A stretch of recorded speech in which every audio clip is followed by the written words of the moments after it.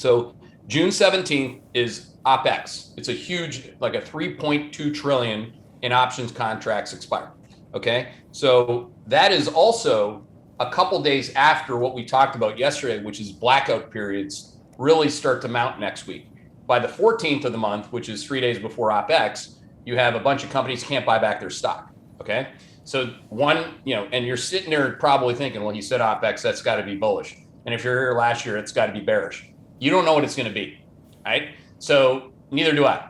But as we get closer, we know that those dates matter.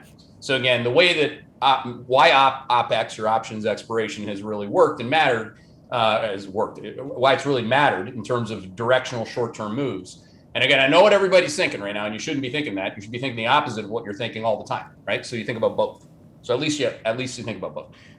Because if you think about gamma days, which I've written a lot about, gamma days are effectively, when stocks go higher, the dealers sell volatility faster. So they go higher and higher, and volatility goes down faster and faster.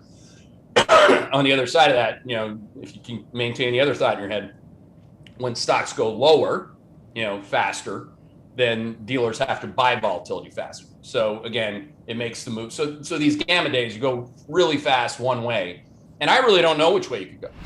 So what you have now, Jonesy, is you have a market that has people in the black on their open, on their call options. So they're going to try to defend that line. Like you think about some of the big players in the game that have been manipulating at a bare minimum the options market on a short-term basis. See how there's so many things to think about? But people on Twitter or people that you pay subscriptions to otherwise that just want to make a call or make it on one thing, it would be reckless, it'd be dumb, it'd be unaware to not just know it. So this is where we're going. This is what the game's going to look like. And we don't know until we know where we're priced at the time that we get to those points in the game. So again, something to think about. You have a bunch of signposts that I just put on. Friday, the 14th, and again, the 17th. They will be days. So again, they will be days where there's a lot more flow. There's probably a lot more volatility, and you don't know which way it's going to go, but at least you know that those are the big flow days to think about. Hey there, Hedgeye Nation, or if you're not part of Hedgeye Nation, thanks for watching Hedgeye on YouTube. If you haven't already, make sure to click on the button below there. Subscribe to our YouTube page. You can also follow the link in the description to our website to get even more great investing content.